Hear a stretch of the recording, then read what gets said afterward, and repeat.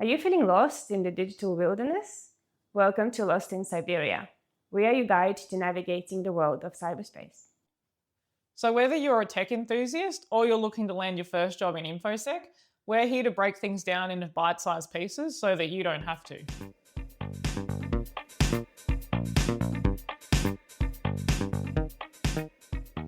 Welcome back to another episode of Lost in Cyberia. We're recording this just before Christmas, but in this episode, we're actually going to talk about each of our top 5 achievements for 2024. So having a bit of a look back on the year that was. Did you want to start with your first one, Anika?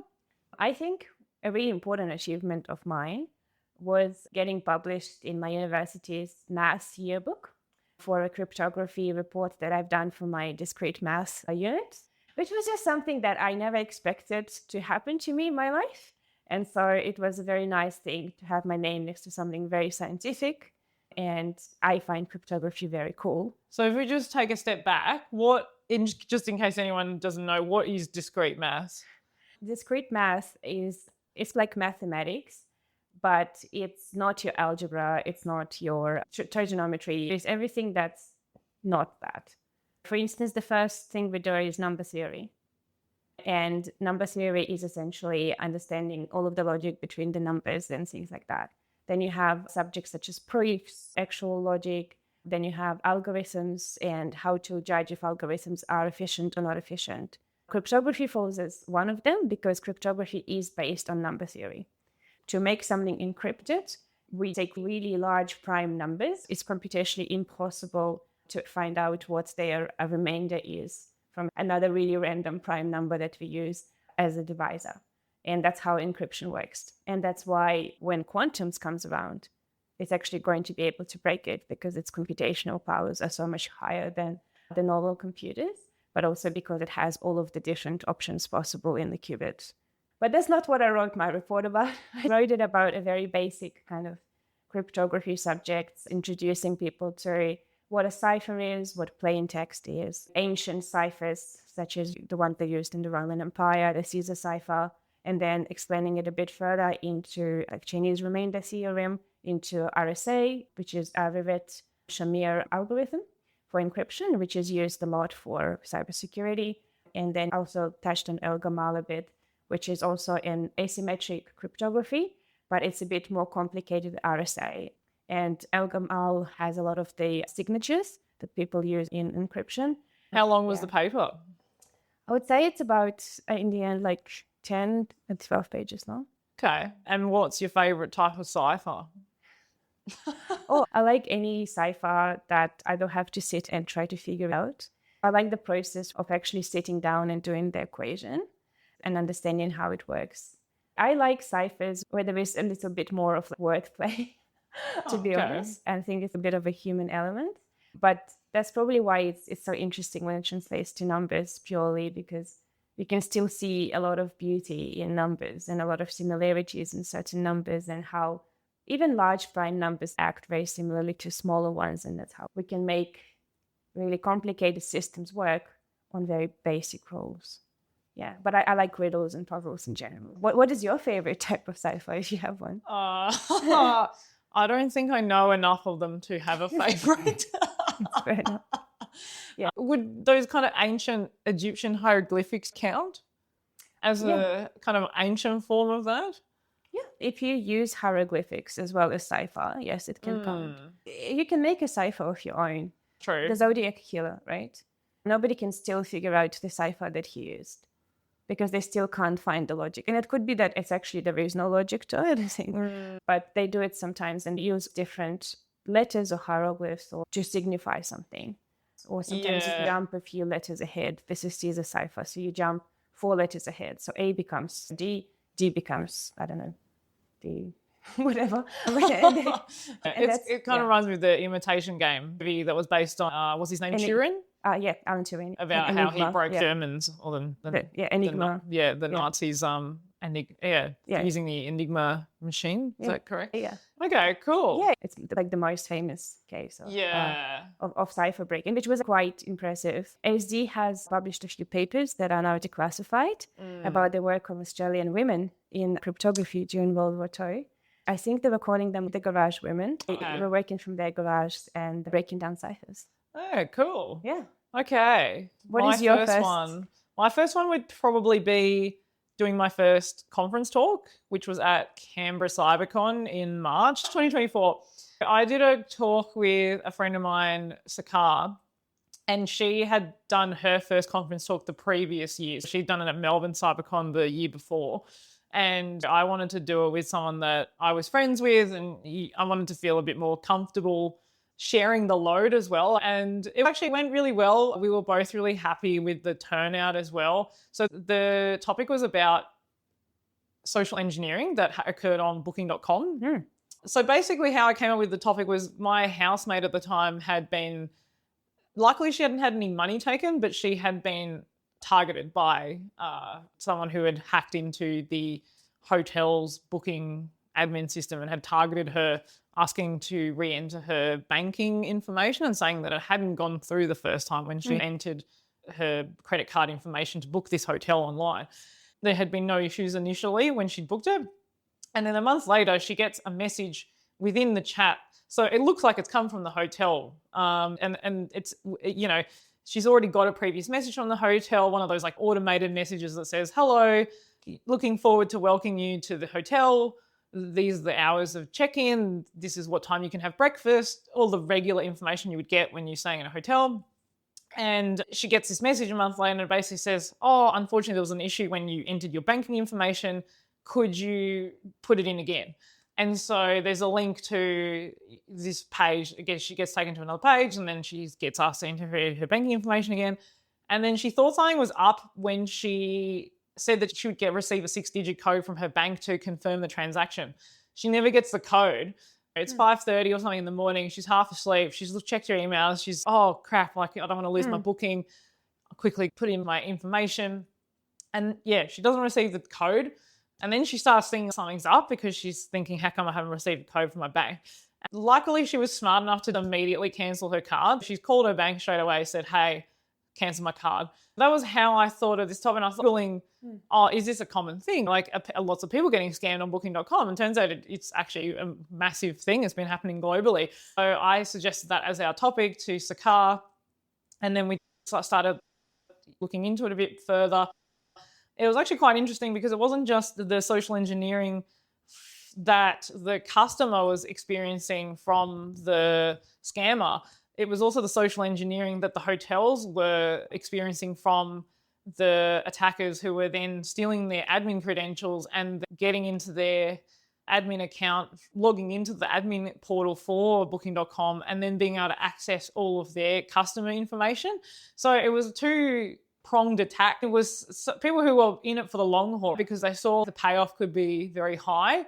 Even if they got one person, they'd have to send a socially engineered email to this unsuspecting hotel staff member who's then clicked on a link and downloaded some dodgy file. They've then gone to click on the file through via a Dropbox, Google Drive link with a password provided to them. That's then installed an info stealer onto their device. They've stolen the credentials via their browser.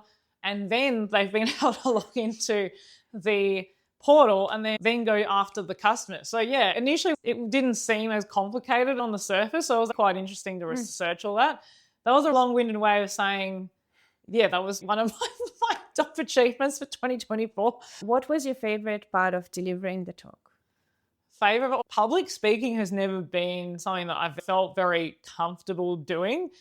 And it's funny because one of my jobs previously was teaching English to adult students where I had to get up in front of a class every day and present. For a couple of years, I was very comfortable with public speaking because I had to do it every single day and I got so used to it. But as soon as you stop doing something, it's never been something that's come naturally to me, even though I was fine when I was doing that as a job.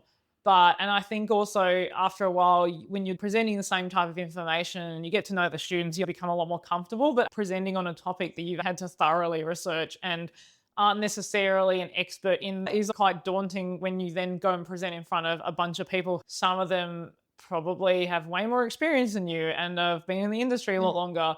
But I think it was something at the start of this year I really wanted to do more of because one, to get that public speaking experience, but also I think I've always known that I haven't been the most articulate person when it comes to speaking. When I listen back to the things that I say, I'm always like, oh, I need to cut out all those filler words, or the silences are often, I get freaked out by it, and I'm like, oh, you need to say something. You need to cover the silence. I think I was also wanting to put myself out of that comfort zone. Yeah. And I think the Canberra CyberCon is a lot smaller than the Melbourne one. Being based in Canberra, I already know a lot of people, so it's a bit more comfortable seeing people in the audience that you know. Although that can be two-sided. You feel a bit more comfortable because you recognize people, and on the other hand, you're like, oh my God, I know all these people. Yeah. Yeah, whereas no one's there who you know. You're like, oh, if this goes terribly, at least no one will know who I am. Yeah, to answer your question. How did it go? I think it was good. People found the topic quite interesting. It wasn't perfect, but Yeah. but again, I feel like it was going to be your biggest critic. Yeah. As well. The feedback I got from other people was very positive. So I guess that's what I'm going to focus on. Okay, so what's number 2 on your list, Anika? Wow. I got my official first job in cyber. Oh, that's exciting. So I got a cyber in my title. Yeah. I wanted to go from a security analyst to a cybersecurity analyst, and I have achieved that. So I was very happy about that. Congrats. Thank you. About mid-year, I started in a new place, and I started in a cyber team working for an internal team of a company. It has been very fruitful and useful to my experience. So for anyone looking to get into cybersecurity, when you say internal, you mean you're looking after your company's cybersecurity, Yes. right? You're not dealing with clients' No. cybersecurity. Does your company also do cybersecurity for clients as well? A part of it. But you don't do that? No, I don't. I will look something like about 30,000 employees and then a bit more contractors. So it can be a bit hectic, and anyone on the level of very basic cyber to people that develop applications and actually are consulting to clients. So we're talking about very different risks, very different vulnerabilities, both in behavior and also technology. In my job, I got to do a ISO 27001 to 2022, and so to do a whole kind of audit together with my CISO. Just for anyone who isn't aware, what is Yeah. ISO 27001? It's essentially a standard that your company can get certified in to show that you have good security posture. They cover governance, leadership, risk management and assessments. They cover your technological control, people controls, and physical controls for security. It's probably not as technical as your Essential 8 or your NIST or SOC, but it's a very good spread of both strategy and governance, risk management, and also technology. It was a very good experience. Very happy that I got to do it. It gave me a full picture of everything. And then a few weeks later, I also got to do a Essential 8 audit as well. That was another really good tick in my books, because Essential 8, which is based, a lot of the technical controls are described in the ISM, which is the Information Security Manual produced by the Signals Directorate. The actual ISM has more than 900 controls, but it was actually so much more deeper technically. I hear a lot of people, when you say audits or regulations and standards, it can be a bit like, I guess, for the lack of the better word, boring. But then I think it's extremely important to be across it. Companies need to be certified to get work. This is their license to work. And if they're not certified for that, and if they lose their certifications, they will not be able to pay their employees. And I think this is an important skill to have. What about your second ship? My number 2. The second one was getting an article published in the Australian Women in Security magazine this year. Even though I've had things published in the past, it's been a while since I've actually sat down and wrote something I wanted to write. Usually it's been part of my job, or I've had to write a report based on something I've done. So it was nice to finally get back into writing something I wanted to write about, and that just to know that I still had the skills to put together an article I wanted to talk about. My article was called How Journalism Set Me Up for a Career in Cybersecurity. I read it. It's very good. Oh, thank you. Yes, I wrote that. I think my main point of that article was to reiterate that people often underestimate their existing skill set. And I think people often go, okay, I don't have all of these skills, so therefore I can't work in blah. And I hear that so often, especially people that I speak to who say, oh, I can't work in tech because I don't know how to use computers. And I'm like, but don't you use a computer for work? Which is usually my first question. Then they say yes. What they mean by that is, oh, I don't understand how the underlying software and the hardware works in the computer, which I get that for certain jobs you would need to understand how that works, but you don't need to know that for every single role. And I think it goes back to this kind of thing of people wanting to land that elusive entry-level role in cybersecurity, which I guess you've managed to do. But again, it wasn't that you just had gone to university, studied cybersecurity, and then had magically landed that first job, right? You already had a lot of skills that you had brought across from other industries, which I think is really tough for people who are looking to land that first job. Because if you've gone into government and you've worked in APS and done a bit of IT work and you've done a bit of this and that, and then I feel like a much easier pivot to then go into cyber, right? Whereas if you're just wanting to go directly into cyber and you look at those job ads and they're asking for 5+ years experience and you're going, hang on, but I don't have any experience, let alone in cybersecurity. It goes back to what we've talked about before about all the stuff we've learned from working in hospitality and having the personality to be able to do certain jobs, because you might be client facing, you need to just be able to talk to people, you might just need to know how to read and write. Yeah. And I think, just trying to find jobs in other industries are sometimes easier pathway into these types of roles versus trying to throw yourself headfirst and being like, I want to be a threat intelligence analyst. But that's also certain quite niche skill sets that you need to have to be able to work in those types of areas. That's my second one. Okay, so Anika, what's number 3? Number 3. Done a lot of things for university this year, but you've talked about articles and you've talked about how you wrote something that you wanted to write. I am very grateful that in my criminology degree, I get to choose cyber topics and write about technology-related crimes and moral gray areas. I managed to write about dating apps and security of dating apps, morality of those, and things like that. Yes, I read that on your Substack. Yes. And I opened the Substack account. I want to do more, but that was the first try to start something. So I read it in the form of an essay first for university, which had 50 references, and it's a proper essay language with proper referencing. It was very interesting research. And then I managed to put it in an article form for people to digest it better, because a lot of these topics it's almost that they're intentionally complicated, written in a complicated language, like gate-kept from people, which is not necessarily the most useful way to put them, because we all use technology all the time. Like you've just mentioned, don't you use computers for your work? We are on our phones, like we are cyborgs. Look, I'm wearing an Apple Watch. I read your article and I thought it was interesting. I feel like there's a lot more rhetoric now around people wanting to talk about the dangers of dating apps, especially for women, but other negative aspects of dating apps. You don't like them now.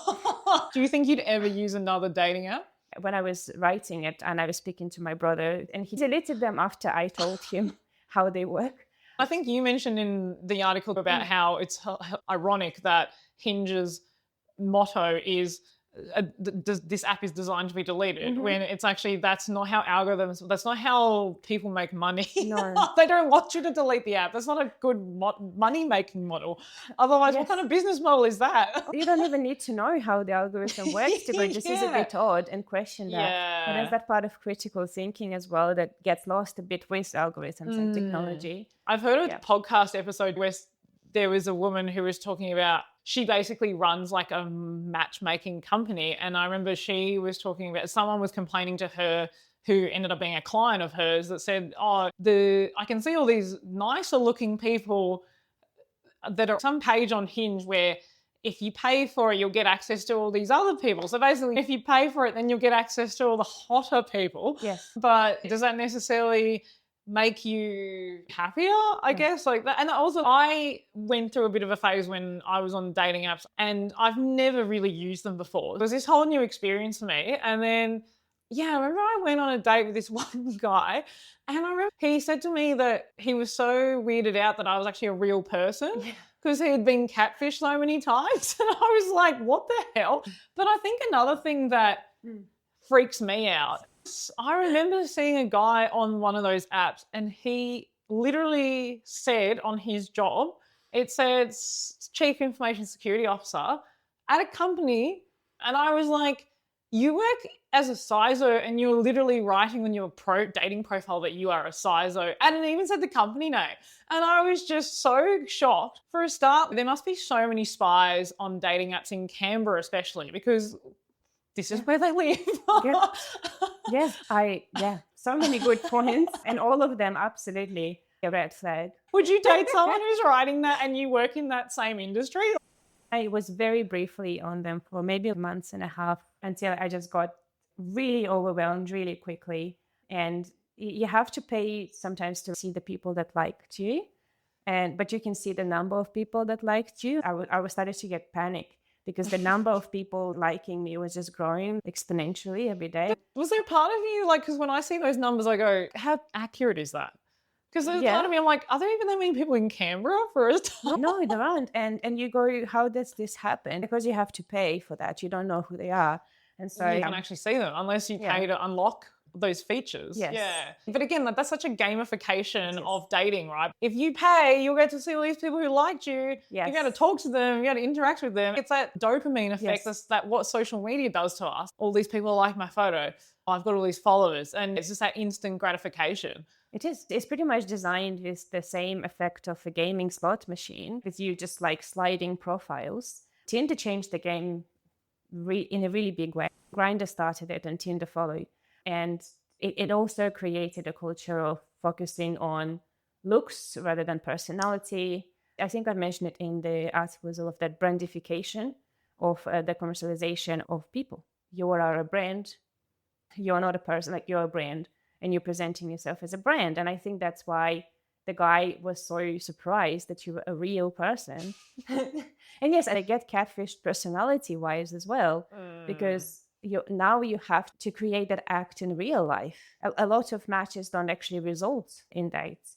People don't go out and meet anyone because you go, what if I get a better match? Yeah. They're too lazy to respond. Yeah, or they're too lazy to respond. They have, what I found extremely funny about Hinge, and yes, the business model can't work if they have red flag originally, but then they are owned by the same company as Tinder.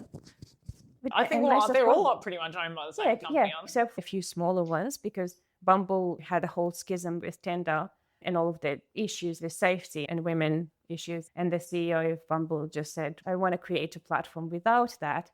But even Bumble, the whole concept is that for heterosexual relationships, women message first. But even that, some gender researchers say it trenches the gender divide. So if we have a stereotype about men messaging first, and now we say women message first, we're still saying there is a stereotype. It doesn't actually solve the problem. It doesn't solve the problem. And the thing is, from my personal experience, the people that were on Hinge, Tinder, or Bumble, they're all the same people. Yeah. Well, especially in Canberra, because the dating pool's pretty bloody small, especially when... It's really funny because I was talking to a friend of mine and she had literally gone through all of her matches. Yeah. She had run out of people. And I'm like, you must have really honed in and you're being really picky. Yeah. Which I fully understand wanting to be picky. But again, then there's the backflip of that is then you might be cutting yourself from meeting someone who you potentially might not see eye to eye on one particular topic, like wanting to have kids, for example, because you've already cut them out. And when she showed me all the things that she had said no automatically to, and I'm going, okay, I get that you don't want to date people of a particular political view or whatever, but at the same time, I just think personally, again, this is another reason I have an issue with dating apps. It just creates this world where we've become unwilling to engage with people who don't have the same point of view to us, that again, it puts us in this little bubble and we only hang out with people who have the same political views as us, who have the same views on all these different things that I think, again, that also is quite harmful, because I would rather be much more open-minded about how I'd just rather have a chat to someone and decide whether I think they're a nice person or not, rather than swiping and looking at photos. And again, like you said before, it makes it very judgmental, because if I had seen someone who I'd actually gone on a date with in real life, if I'd seen them on a dating app, would I have actually swiped right on them? And most of the time I would say the answer would be no.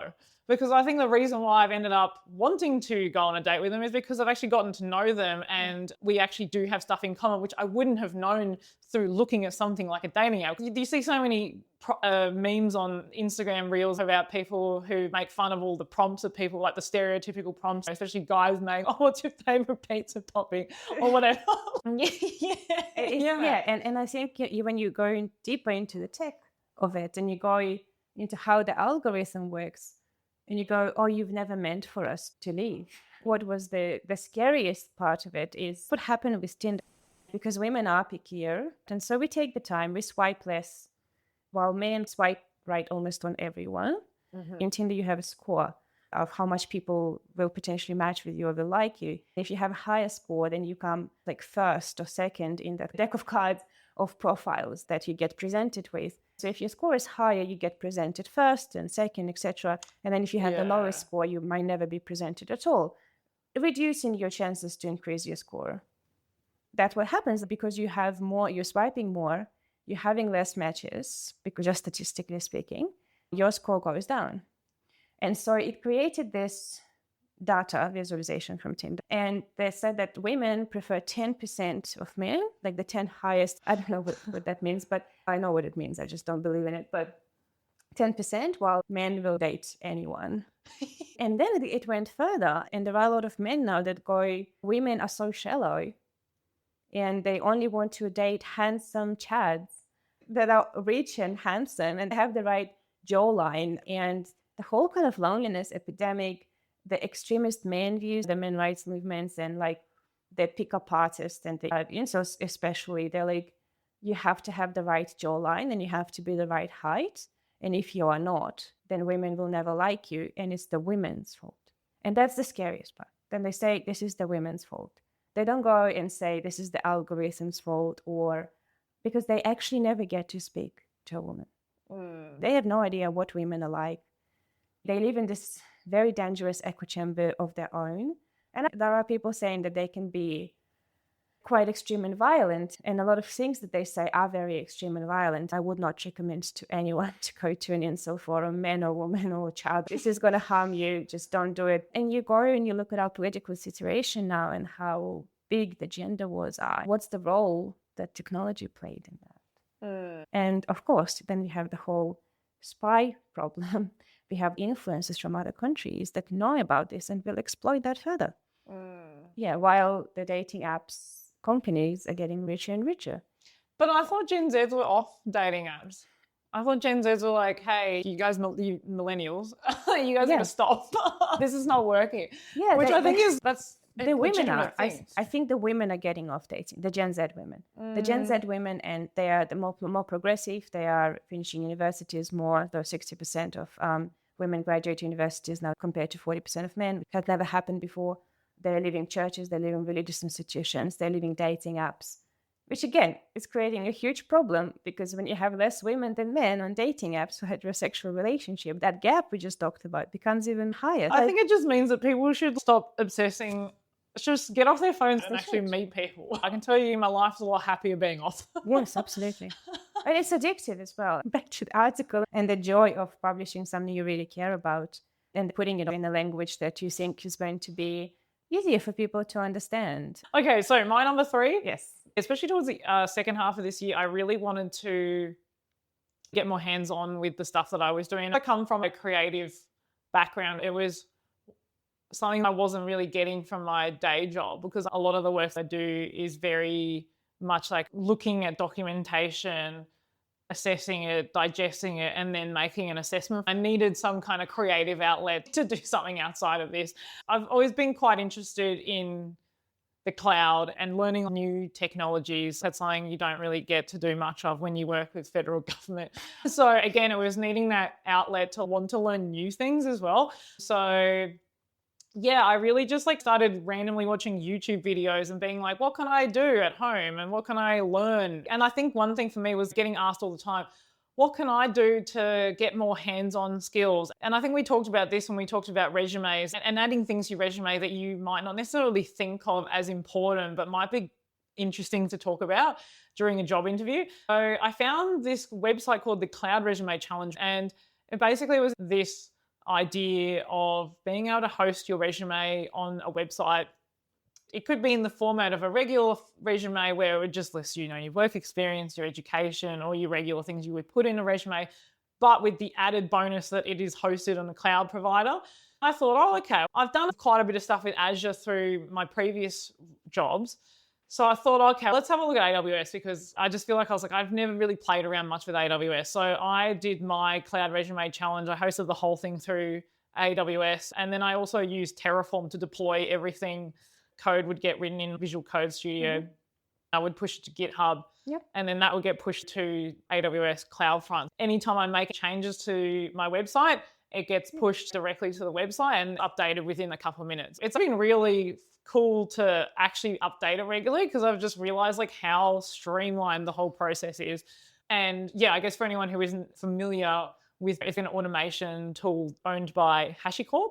It's a way to deploy infrastructure as code. Yeah, that was something I was quite glad to get an introduction to. I will now want to see what else I can use with Terraform. For people who might not be aware, the point of using infrastructure as code is that it's more secure, because rather than, say, configuring things manually within the AWS portal, everything's then being deployed all together.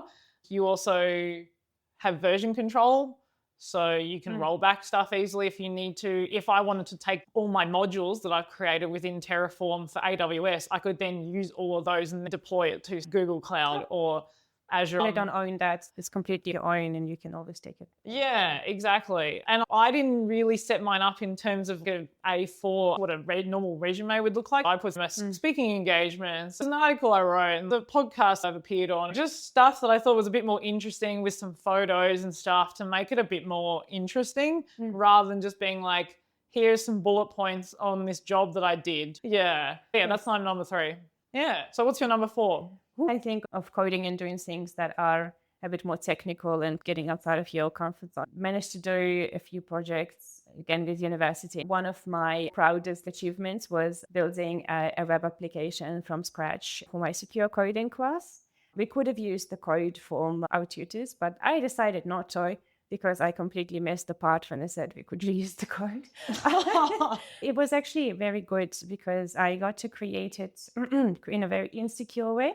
And then I got to attack it as well and show it on video. I got to do my own SQL injection. I got to do my own XSS. I got to do a data aggregation attack. So I made my website, I made my application vulnerable based on the secure coding principles. And then I got to run a Dust and a self-service, a static and a dynamic application security testing on it and present a report of all the vulnerabilities that they had. And then I had to secure it and show that the attacks I have previously tried did not work this time. You basically pen tested your own website. I've made it. I pen tested it. And then you secured it and you defended it. So you just went through the whole spectrum. But it was a very big achievement for me because I did spend probably a week on it. And it was very long nights and a lot of code. And then you go, okay, if I can do that, and this is my second year of university, without too much coding experience before, except for what I have studied, then yeah, I think it's very much possible. And I have to say that a lot of the things I relied on were not from university materials. A lot of it was my own research from YouTube videos, from books and articles. Yeah, and I hope that I'll be able to do a tutorial of how you can do something of your own, maybe on a bit of a lesser scale, just to try out. Because once you realize how easy it is to attack something and how easy it is to leave something vulnerable, it could be one comma in a code. It could be just one syntax being wrong or one variable that is being declared incorrectly. Yeah. It's just, it's like solving riddles in a way. I think that's why automated software testing is so important, because human eyes can easily miss something like a comma. It takes a split second. We obviously get tired. You might be looking at 10 other things that same day. We should also probably add that we want to put up stuff that we've done so that people can then go do their own. Like we've talked about the Cloud Resume Challenge, creating your own web application, then not only creating it, but also testing to see whether it's secure. So people then can go home and do it and then put it on your resume. What's your number 4? My number 4 is being nominated for my first award this year. I was nominated for the Australian Women in Security Awards in the category of Best Volunteer. I was a finalist. I didn't win the award, but I was just happy to be nominated and become a finalist and be able to go to the awards night in Sydney. That was really fun. But I think, it was nice to be acknowledged for all the stuff that I have done, because in the last couple of years I have done a lot of volunteering work, stuff that I've done in my spare time just because I'm passionate about it and wanting to give back as well, because we mentioned in a previous episode that I got my first job in cybersecurity through the Women in Security Network. So it's also a way for me to give back, but also I genuinely just like being able to organise events and do all that kind of stuff. It's stuff that I don't really see as a big deal, but it's still nice to be recognised for the work that I have done and put in, and then mentoring as well. So all that stuff combined. So that's my number 4. Okay, what's your last one? Okay, I think if we're mentioning the Australian Women in Security Network, might end with this one. It's not really an achievement, but it's just a nice thing that happened. They took an interview for me and my photo was published in Canberra Times. I also got to meet the previous Minister for Cybersecurity in one of the Australian Women in Security Network events. Claire O'Neill. It was such a fangirl moment. I've just been writing so much about Optus breaches. My name was so much. And I think I know a lot of people, actually a lot of women that went to study cybersecurity. Claire O'Neill being so vocal about cyber and trying to make things more secure for Australia, which is very commendable. I think Claire O'Neill did a lot of the groundwork. It was such a beautiful moment for Australia to have our first Minister for Cybersecurity, who is also a woman. But more, and the article as well was just very nice to be able to promote the Australian Women in Security Network and promote the mentoring app and promote the experience. Because I went to a place that is so supportive, that knows about challenges, but mitigates them. I've met men and women that try to shape a more diverse space for cybersecurity. And because I was quite active in my first year and a bit after that, I was visible in that community, where they reached out to me and asked if I was willing to give that interview to Canberra Times. If you are looking for a job in InfoSec, if you don't know where to start, that's not a bad one. And I saw your photo. It was very cool. Because I think like being in the newspaper, I don't know, somehow hits harder. Anyone can write an article about themselves on, say, LinkedIn and publish it. Yes. But when someone else is writing about you, it's so much more impactful. There's something prestigious about being in a publication. It was very unexpected, but I would definitely say it was such a highlight, because it is a summation of all it's definitely of an the efforts, achievement. That I have done and have actually spent a lot of time contributing to that. So what about your last one? I think mine was appearing as a guest on someone else's podcast was quite cool. I spoke on my friend Harriet's podcast, Harriet Farlow, who runs her own AI security company. And she also runs her kind of media side of her business as Harriet Hacks, which she does YouTube videos about AI security. And then on her podcast, she talks about AI security, cybersecurity, and entrepreneurship. So I know she's interviewed a guy who was also in her UNSW accelerator program, where she got funding for her business. And I find all of that stuff quite interesting as well. And AI security is definitely something that I definitely want to learn more about. And it was fun just being able to talk to a friend, I think, because when you see some podcast episodes and it's someone being interviewed and it's very formal and put together, they've clearly been given a list of questions before the show, whereas this was just a more informal chat, joking about dressing up for Halloween and random stuff. We had known each other a while, but we became friends when we were in Vegas last year, when all the cybersecurity people went over to Vegas for DEF CON and stuff. And then Obviously bond a lot with people when you're overseas, especially when you're all there for one particular event. I think it's cool to also understand what other things are going to impact cybersecurity in the future as well. So yeah, that's my last one. That is quite a good one. We finally made it. Thanks again for tuning in to Lost in Cyberia. Yes, and we'll catch you next time. Bye-bye.